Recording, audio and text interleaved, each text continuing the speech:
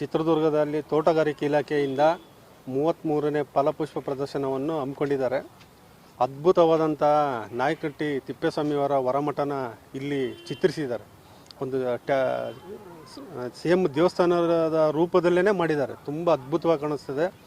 ಅದು ಕಾರಣ ಮಾಡಿದವರಿಗೆ ನೀಡು ಭಿಕ್ಷೆ ಅನ್ನೋ ರೀತಿಯಲ್ಲಿ ಅದೊಂದು ಜನಗಳಿಗೆ ಮನವರಿಕೆ ಮಾಡೋ ರೀತಿಯಲ್ಲಿ ಕಾಣಿಸ್ತಾ ಇದೆ.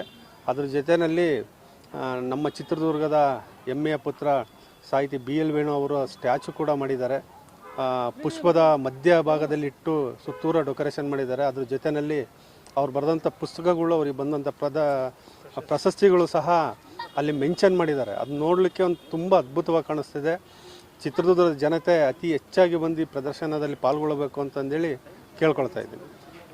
ಎಲ್ಲರಿಗೂ ನಮ್ಮ ಒಂದು ಚಿತ್ರದುರ್ಗದಲ್ಲಿ ಈ ಒಂದು ತೋಟಗಾರಿಕಾ ಇಲಾಖೆ ಮೂಲಕ ಫಲಪುಷ್ಪ ಪ್ರದರ್ಶನವನ್ನು ಏರ್ಪಡಿಸಲಾಗಿದೆ.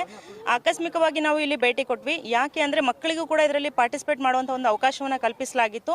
ನಾವು KK ನ್ಯಾಷನಲ್ ಶಾಲೆಯಲ್ಲಿ ಶಿಕ್ಷಕಿಯಾಗಿ ಕಾರ್ಯನಿರ್ವಹಿಸ್ತಾ ಇದ್ವಿ. ನಮ್ಮ ಮಕ್ಕಳನ್ನು ಕೂಡ ಈ ಒಂದು ಸ್ಪರ್ಧೆಯಲ್ಲಿ ಭಾಗವಹಿಸಲಿಕ್ಕೆ ಅನುಕೂಲ ಮಾಡಿಕೊಟ್ಟಿದ್ವಿ. ನಮ್ಮ ಮಕ್ಕಳು ಯಾವ ರೀತಿಯಾಗಿ ಇಲ್ಲಿ ಪಾರ್ಟಿಸಿಪೇಟ್ ಮಾಡ್ತಿದ್ದಾರೆ ನೋಡ್ಲಿಕ್ಕೆ ಬಂದಾಗ ನಿಜವಾಗ್ಲೂ ತುಂಬ ಆಶ್ಚರ್ಯ ಆಯಿತು ಸರ್. ಯಾಕಂದರೆ ನಮ್ಮ ನಾಯಕನಹಟ್ಟಿಯಲ್ಲಿ ಪ್ರಸಿದ್ಧಿಯಾದಂತಹ ಒಂದು ಹೊರಮಠ ಒಳಮಠದ ಮಾದರಿಯನ್ನು ಇಟ್ಟಿದ್ದಾರೆ. ಆಮೇಲೆ ಮಹಿಳೆಯರಿಗೆ ಇಷ್ಟ ಆಗುವಂಥ ವಿವಿಧ ರೀತಿಯ ಫಲಗಳನ್ನು ಮತ್ತು ಪುಷ್ಪಗಳನ್ನು ಆಕರ್ಷಣೀಯವಾಗಿ ಕೈ ಚಳಕದಲ್ಲಿ ಕೆತ್ತನೆಯನ್ನು ಮಾಡಿದ್ದಾರೆ ಸರ್. ಇದೆಲ್ಲ ನೋಡಲಿಕ್ಕೆ ತುಂಬ ಖುಷಿ ಆಗುತ್ತೆ. ನಮ್ಮ ಚಿತ್ರದುರ್ಗ ನಮ್ಮ ಹೆಮ್ಮೆ ಅಂತ ಹೇಳಲಿಕ್ಕೆ ಇಷ್ಟಪಡ್ತೀನಿ.